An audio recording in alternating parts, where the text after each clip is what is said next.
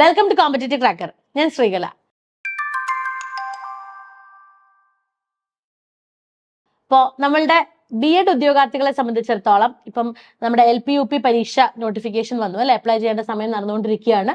ഇനി വരാൻ പോകുന്ന അടുത്തൊരു നോട്ടിഫിക്കേഷൻ അല്ലെങ്കിൽ അടുത്തൊരു വലിയ അവസരം എന്ന് പറയുന്ന HSA തന്നെയാണ്. അപ്പോൾ എല്ലാ ഉദ്യോഗാർത്ഥികളും ഈ ഒരു HSA നോട്ടിഫിക്കേഷന് വേണ്ടി വെയിറ്റ് ചെയ്യുകയാണ്. ഏറ്റവും കൂടുതൽ എൻക്വയറീസ് ഇപ്പോൾ ഞങ്ങൾക്ക് വരുന്നത് HSA നോട്ടിഫിക്കേഷൻ എന്നാണ് വരുന്നത്, പരീക്ഷ എന്നായിരിക്കും എന്നുള്ളതാണ്. നമുക്കൊന്ന് ജസ്റ്റ് അനലൈസ് ചെയ്ത് നോക്കാം. ഇപ്പൊ കഴിഞ്ഞ കുറച്ച് നാളുകളായിട്ട് നമ്മൾ HSAയുടെ നോട്ടിഫിക്കേഷൻ വന്ന സമയം, എക്സാം വന്ന സമയം, റിസൾട്ട് വന്ന സമയം നോക്കുകയാണെങ്കിൽ ഏകദേശം 5 മുതൽ 6 വർഷത്തിന്റെ ഒരു ഗ്യാപ്പ് ടോട്ടൽ നോട്ടിഫിക്കേഷനും റിസൾട്ട് വന്നതിന്റെ ഇടയ്ക്കും ഉണ്ട് അല്ലെ.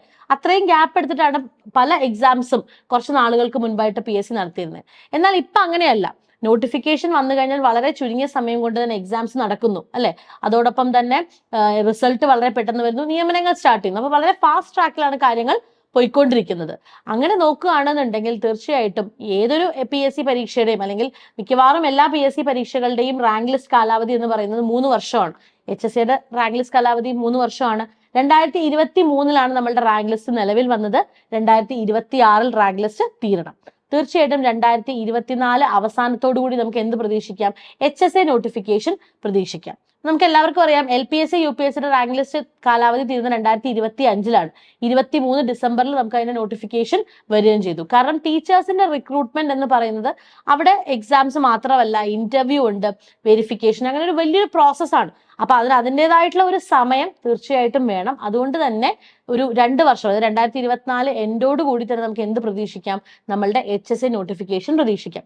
എന്തുകൊണ്ടാണ് ഈ 2024 എൻഡോട് കൂടി എന്ന് പറയുന്നതെന്ന് വെച്ചാൽ ഈ വർഷം എൻഡ് ചെയ്യുമ്പം ആ ഒരു ഏജ് ഓവർ ആവുന്ന കുറച്ച് കാൻഡിഡേറ്റ്സിനെ കൂടി കൺസിഡർ ചെയ്തിട്ട് നോട്ടിഫിക്കേഷൻ വരുള്ളൂ. ഇപ്പൊ ജനുവരിയിലേക്ക് അല്ലെങ്കിൽ അടുത്ത വർഷത്തേക്ക് മാറുമ്പം കുറച്ചധികം ആളുകൾക്ക് എക്സാം എഴുതാൻ പറ്റാതെയാവും. അപ്പൊ അതുകൊണ്ടും കൂടെ ഏജ് ഓവർ ആവുന്ന കാൻഡിഡേറ്റ്സിനെ കൂടി കൺസിഡർ ചെയ്തുകൊണ്ടാണ് ഡിസംബറോട് കൂടി നമുക്ക് തീർച്ചയായിട്ടും എന്ത് പ്രതീക്ഷിക്കാം എന്ന് പറയുന്നത് HSA നോട്ടിഫിക്കേഷൻ പ്രതീക്ഷിക്കാവുന്നത്. അപ്പൊ HSA പരീക്ഷയുടെ അടിസ്ഥാന യോഗ്യതകളിൽ ഒന്ന് എന്ത് തന്നെയാണ്? കേറ്റഡ് കാറ്റഗറി 3 ആണ്. സെറ്റ് ഉള്ളവർക്ക് കുഴപ്പമില്ല, എന്നാൽ പോലും കേറ്റഡ് കാറ്റഗറി 3ക്ക് മുകളിൽ ആണ് അതിന്റെ യോഗ്യത എന്ന് പറയുന്നത്. ഇപ്പൊ BEd ഉള്ള മിക്കവാറും എല്ലാ ഉദ്യോഗാർത്ഥികളും തന്നെ PG ഒക്കെ കഴിഞ്ഞിരിക്കുന്നവരായിരിക്കും.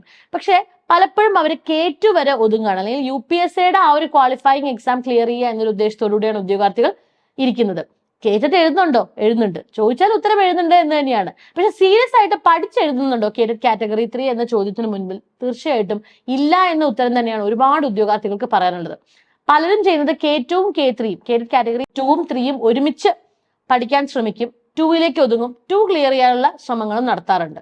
പക്ഷെ 3ലേക്ക് വരുമ്പോൾ പലരും ആ ഒരു സിലബസിലെ വ്യത്യാസം പോലും മനസ്സിലാക്കാതെയാണ് പഠനം മുന്നോട്ട് കൊണ്ടുപോകുന്നത്. ഒരുമിച്ച് K2ഉം K3യും പഠിക്കാം എന്നൊരു കോൺസെപ്റ്റിൽ തന്നെ കുട്ടികൾ ഇപ്പോഴും നിൽക്കുന്നുണ്ട്. പക്ഷെ അല്ല, സിലബസിൽ നല്ല വ്യത്യാസമുണ്ട്. അപ്പൊ ഒരുമിച്ച് പഠിക്കുക എന്ന് പറയുന്നത് പ്രാക്ടിക്കലി പോസിബിൾ അല്ല. രണ്ടും രണ്ടായിട്ട് തന്നെ കണ്ട് പഠിക്കണം. അപ്പൊ ഇനി വരാൻ പോകുന്ന HSA പരീക്ഷയ്ക്ക് മുൻപ് എത്ര കേറ്റഡ് പരീക്ഷ ഉണ്ട് എന്ന് ചോദിച്ചാൽ ഒറ്റ ഉത്തരമേ ഉള്ളൂ, ഒരു കേറ്റഡ് പരീക്ഷയേ ഉള്ളൂ. കാരണം എന്താണ്? ഒരു വർഷം 2 പ്രാവശ്യമാണ് കേറ്റഡ് പരീക്ഷ നടക്കുന്നത് അല്ലെ. ഇപ്പൊ ഈ വർഷത്തെ മെയ്യിൽ നമുക്ക് പരീക്ഷ പ്രതീക്ഷിക്കാം, ജൂലൈയോടുകൂടി റിസൾട്ടും പ്രതീക്ഷിക്കാം. അടുത്ത നോട്ടിഫിക്കേഷൻ ഒരു ഒക്ടോബറിലോട് പ്രതീക്ഷിച്ചു കഴിഞ്ഞാൽ ഡിസംബറിൽ പരീക്ഷ നടക്കും അല്ലെ. ഈ ഡിസംബറിൽ പരീക്ഷ നടക്കുമ്പോഴായിരിക്കും നമ്മുടെ നോട്ടിഫിക്കേഷൻ വരുന്നത്. ഇപ്പൊ LP-UP നോട്ടിഫിക്കേഷൻ വന്നപ്പോൾ കേറ്റഡ് ഉദ്യോഗാർത്ഥികൾ ബുദ്ധിമുട്ടിയതുപോലെ അടുത്ത ഡിസംബർ എൻഡോട് കൂടി നോട്ടിഫിക്കേഷൻ വരുന്ന സമയത്തായിരിക്കും കേറ്റഡ് പരീക്ഷ നടക്കുന്നത്. ഈ കേറ്റഡ് പരീക്ഷയുടെ റിസൾട്ട് വന്നാൽ മാത്രമേ നിങ്ങൾക്ക് എന്ത് ചെയ്യാൻ പറ്റുള്ളൂ? HSAക്ക് അപ്ലൈ ചെയ്യാനുള്ള സാഹചര്യം ഉണ്ടാവുകയുള്ളൂ. അപ്പൊ ഇങ്ങനെ ഇപ്രാവശ്യം നമുക്കറിയാം കേറ്റഡ് എഴുതിയ ഒരുപാട് ഉദ്യോഗാർത്ഥികളെ സംബന്ധിച്ചിടത്തോളം ആകെ ടെൻഷനാണ്. LP-UPക്ക് മുമ്പ് റിസൾട്ട് വരുമോ, അല്ലെങ്കിൽ നോട്ടിഫിക്കേഷൻ ഡേറ്റ് ചെയ്യുന്നതിന് മുമ്പ് അപ്ലൈ ചെയ്യാൻ പറ്റുമോ, ഇങ്ങനെ ഒരുപാട് ടെൻഷനിലാണ് ഉദ്യോഗാർത്ഥികൾ. എന്തിനാണ് ഈ ടെൻഷനിലേക്കൊക്കെ നിൽക്കുന്നത്? കേറ്റഡ് കാറ്റഗറി 3 BEd ഉള്ള ഉദ്യോഗാർത്ഥികളെ സംബന്ധിച്ചിടത്തോളം തീർച്ചയായിട്ടും വേണ്ട ഒരു ക്വാളിഫിക്കേഷൻ തന്നെയാണ്. നിങ്ങൾക്ക് എന്ത് വേണ്ട? PG ഒന്നും വേണ്ട ഒരു K3 എഴുതാനായിട്ട്. ഡിഗ്രി ലെവലിലുള്ള ക്വാളിഫിക്കേഷൻ മാത്രം മതി. പക്ഷെ പഠനത്തിലാണ് വ്യത്യാസം വരുന്നത്. സിലബസിൽ ഭയങ്കര വ്യത്യാസമുണ്ട്. ഞാൻ K2 ക്ലിയർഡ് ആണ്, എനിക്ക് K3 തന്നെ പഠിക്കാൻ പറ്റും എന്ന് ഒരുപാട് ഉദ്യോഗാർത്ഥികൾ ചിന്തിക്കാറുണ്ട്. തീർച്ചയായിട്ടും പറ്റുന്നവരുണ്ടാവും, ഇല്ലാന്നൊന്നും പറയുന്നില്ല. പക്ഷെ ഇവിടെ സിലബസിലുള്ള വ്യത്യാസം നമ്മൾ കാര്യമായി മനസ്സിലാക്കിയേ പറ്റുള്ളൂ. K1 K2 നിങ്ങൾക്ക് പഠിച്ചാൽ നന്നായി മാർക്ക് സ്കോർ ചെയ്യാൻ എന്നൊരു ഭാഗമാണ് സൈക്കോളജി.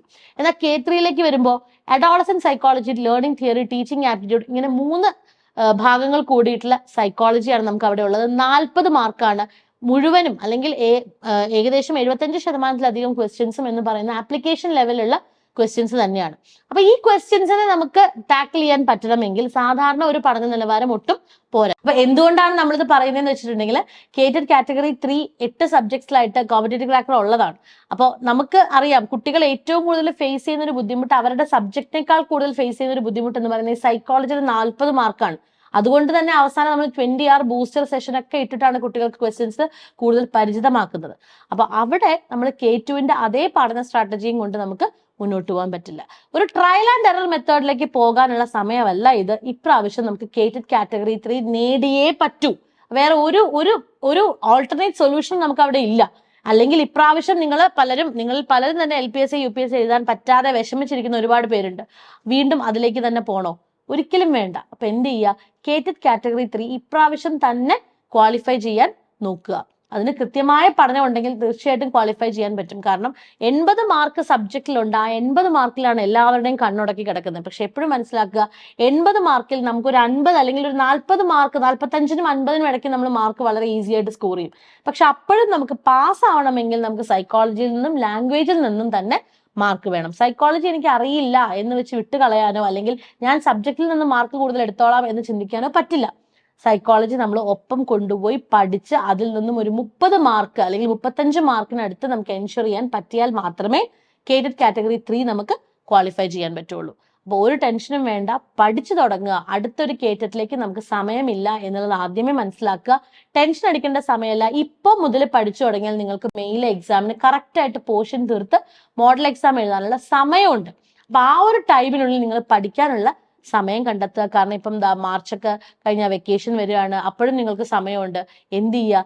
നന്നായിട്ട് പഠിക്കുക. K2 പോലെ ലാസ്റ്റ് മിനിറ്റ് സ്റ്റഡിയിലേക്ക് ഒരിക്കലും K3 കൊണ്ട് വെക്കരുത്. ഇപ്പൊ കോമ്പറ്റേറ്റീവ് ക്രാക്കറിന്റെ കോഴ്സസ് അവൈലബിൾ ആണ്. കേറ്റഡ് കാറ്റഗറി 3ക്ക് ഇംഗ്ലീഷ്, മലയാളം, ഹിന്ദി, അറബിക്, അതുപോലെ തന്നെ social science, physical science, natural science, maths എന്നീ വിഷയങ്ങൾക്ക് നമ്മളുടെ ക്ലാസ്സസ് അവൈലബിൾ ആണ്.